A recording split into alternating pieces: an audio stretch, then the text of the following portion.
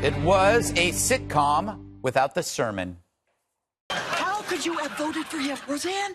He talked about jobs, Jackie. He said he'd shake things up. I mean, this might come as a complete shock to you, but we almost lost our house the way things are going. Have you looked at the news? Because now things are worse. Not on the real news. Oh, please! You kept saying what a disaster it would be if she got elected and how I wasn't seeing the big picture and how everything was rigged. And then I go into the booth and I voted for Jill Stein. Who's Jill Stein? Some doctor. Perfect. The Roseanne reboot aired last night. It was huge. 18 million people watched. And sorry, Stormy, this other Trump woman trounced your interview in the key demo. I watched the show. It was messy and raw, but it was also funny, meaning it was human. Each character was likable but flawed. The anti-Trumper was irrational. The pro-Trumper was sloganeering. And here's a first. Hillary was off her saintly perch. And Jackie thinks every girl should grow up and be president, even if they're a liar, liar, pantsuit on fire. I think we know who's liar and who's on fire, Roseanne. So why is this so refreshing? Well, people are desperate for a real reflection of the political discussion, minus the biased framing from Hollywood and the media. Both left and right were present on the show, but neither were based on their adversaries' worst fears. In Roseanne's world, disagreement doesn't make you an enemy. Unlike her lefty peers in Hollywood, she found a way to shrink the political tribalism, replacing demonization with dialogue, which means it could only upset those who need division to keep their fading name in play, meaning Tom Arnold. Yes, after I tweeted about the show, saying it's the most honest assessment of recent times that isn't found in your own house, the has-been used his angry, stubby fingers to tweet, "We sure as F aren't going to find it at Greg Gutfeld, Fox News." Now, I don't know poor Tom, but we all know a poor Tom, a faded relic who lashes out at the mere thought of an ex doing well. It's that old rule. If you're upset someone's successful, it's because you aren't. But play nice, Tom, and maybe you'll score a bit part as a washed-up comic playing the Laugh Chop in Calgary on April 29th. See how nice I am? I actually plugged his gig in April, Tom Arnold. He really has one. Yes, he does. He does. April 29th. Tom, you owe me that. I demanded People will stampede. Exactly. All right, this is a pretty 18.2 million viewers, Dana. A higher demo than Stormy. But well, you got that's 20. Totally different. That's like a news show versus a sitcom. But No, yes, okay, fine. Don't laugh at my comparisons, No, or I I'm will not skip laughing. you and go to Jesse. Where you'll surely find a favorable audience here with this guy. Skip. Oh, my God. Has she been skipped? No. Okay, so I loved Roseanne Yes. when I was growing up. You were like 6. No, actually, I was trying to think. I guess I was a lot older than I think I was at the time, but I 21 loved years watching ago. it, especially because I grew up in a part of the world where this was like a normal family. Like Yeah. I knew people who had families like this. My family's like this a little bit. I did think it was funnier than Saturday Night Live. Yeah. It has been recently, even though, yes, the acting's a little stilted, but it is on Saturday Night Live as well. But it was at least more honest in its humor. I thought the one thing that was really interesting, aside from just the Trump, Hillary stuff, was when they're at the table and he brings home the sack of prescription drugs. Right. And he says, well, I could only get half because that's all we could afford. And they make a joke about it, like, okay, I'll give you 5 anti-inflammatories and you can have all the antidepressants. But the cost of prescription drugs and health care is actually still like a really big issue, especially for blue-collar Obama voters who voted for Trump. And I thought that was pretty interesting. I watched the second episode as well. Yeah. And they didn't do much politics. No. I think, they started it out with a of their bang. system. Yeah. Jesse, 21 years. Worth the wait for you? You were in your 30s. Yeah, thank you. There's a few reasons why I was very successful. One, ABC did a great job of laying this out. They've been promoting this for over a year, and it's been spectacular. The rollout's been very special. And I mean, I like having to prep for the 5 by watching TV. I mean, that it doesn't was get any relief, better wasn't than it? that. I really sweated out all afternoon. I watched the first half hour, and I thought it was accessible to middle-class Americans. Because like you said, they're struggling with the cost of prescription medications. One of the people had to move back in with her parents because she got fired. the father has the gun in the house. And, you know, it's just a stressful kind of, you know, middle class, lower middle class background, which has been different because over the years, you've seen sitcom families grow richer and richer and richer while the average family in America stays the same. So that was nice that not everybody had like a $3,000 suit and lived in a penthouse in Manhattan. Also good was they had the gender-bending son and this debate over being a surrogate.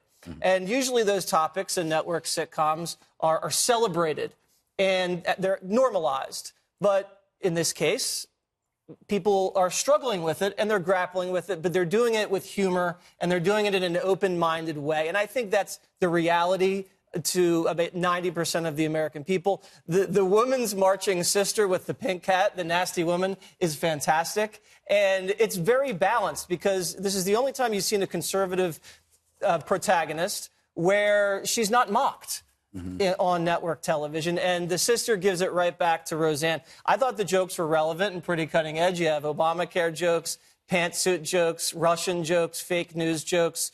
Even the non-political jokes, I thought the timing was good and the comedy writing's good. But the bottom line, I believe, is that the message of the show is that people come from different political backgrounds and you don't have to hate each other. You can talk it out and you don't assume that the other person's intentions are evil. And that's what makes it work. Yeah, I think, Juan, that was the thing that there is something refreshing about this in that it's an attempt to try to inject civility into kind of an uncivil time. Yeah.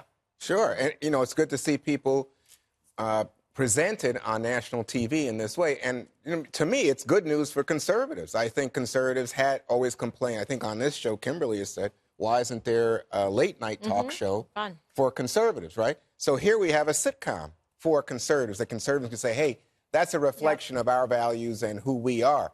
It's, I think, a very nice representation in the sense I'm not sure most Trump people would be accepting of that son, for example, and the like. And I love the joke about Jill Stein because I know people like that. Really, people who say, oh, yeah, you know, I don't know about Hillary, and so I voted for Jill Stein. You think you wasted a vote in North Carolina for Jill Stein? Oh, my God. Anyway. I mean, Democrats believe Jill Stein cost the election. Well, I don't know that Much she more than cost the Russia. election, but boy, she drained a lot. I mean, to me, it's just crazy. But I will say, I think Has she been speaking to the Russians? There's a collusion for you. no, that's She true. did. Yeah, that's my true. point. Like, Oh. it's so ridiculous. They're like looking and they're barking up the wrong tree. Yeah, but I think when you look at this, at these people talk, I really agree with what Jesse said. You know, they're arguing politics in such a way that it's refreshing. That they hadn't talked for a year is the setup for this. That the sisters hadn't talked for a year. The sister comes back, and now at least they're engaged. And I know this from my own family because I've got Republicans in my Exactly. family, that you know what. You don't need to always be like finger pointing and screaming at each other. I mean, there are lots of opportunities. And I think that this show is good news for everybody. Well, you know, you bring that. Everybody has Jackie. That's the left winger in their family. If you're a conservative, you might have that. And if you're a liberal family, and I have friends who have Roseanne's in their family. Yeah, and so I'm it's my Roseanne. Yeah. You're Roseanne, exactly. Yeah. Kimberly, what did you make of this? Yeah, look, I think she's very funny. I've always enjoyed her comedy and that sense of humor. She's better at acting than she is at singing. That's for sure. Oh, I forgot about Remember that? Yes. Yes. So she's more than made up for it. She demonstrated her patriotism, showing some love for the president on the show. And I think it is very interesting that you do have a lead in a major, comedy show that is conservative and it works. So maybe the television industry should pay attention from those monster ratings that she was getting. I think it's one to watch in terms of let's see how the show kind of progresses along and what kind of the rating pattern and history and trajectory is going to be. Well, Jesse says that they didn't do politics in the second segment, so maybe they're going to be less political. I thought it was funny when they made fun of fake news. Yeah. Yeah, not on the real news channel. I actually was the slouch that watched the second hour, a half hour as well. It's not that it just wasn't as blatant in terms of the politics, but they are talking about the issues. There's the bullying that goes on for the grandson and how to deal with that as families are dealing with that. It's being underemployed. You want a job. There's 50 people in line to try to get the job that you want, and it's just.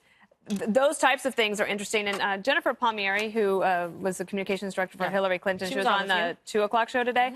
And she has a new book out. And she talked about Hillary Clinton, why the book is not just about why she didn't win, but Roseanne Barr, in one of the parts, she says, well, I voted for him because he talked about jobs. Mm-hmm. And it really does come down to that. If you're looking at those very narrow margins in Wisconsin, Michigan, not necessarily, I think Pennsylvania was gone away, but Michigan and Wisconsin for sure.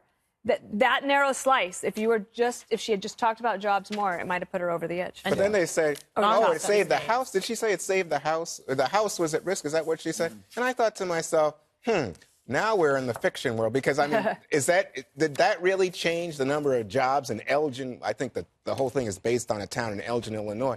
I just don't see that all of a sudden left behind Rust Belt cities have been revived in the year and a half. You know, I did want to ask you, Greg, I know we got to go in a second, but these types of reunion shows don't always work. No, they don't. Right, but this one Fuller House was a bomb, I think. Fuller House on Netflix. But Because they didn't go political. Yeah. You do kind of wonder what characters that you liked from 20 years ago, like what would that character be like today? Yeah, you could see it. Boy, Friends would be interesting.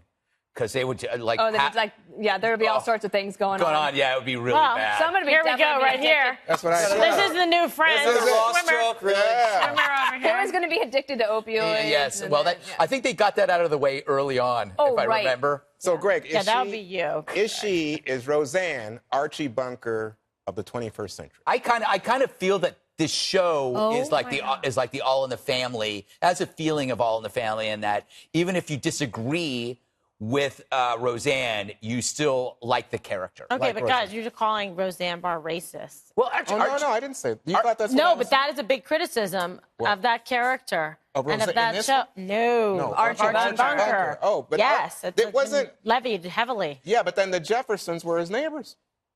Okay, well, and listen, they were moving on up. Yeah, exactly. To the west Moving side. on up. But I love the Jeffersons. Wasn't that a great show? It was a great show. Oh my God. Deluxe apartment in the Weezy. sky. Wow. And I love You Red guys are Fox. really dating yourself. Sanford and Son.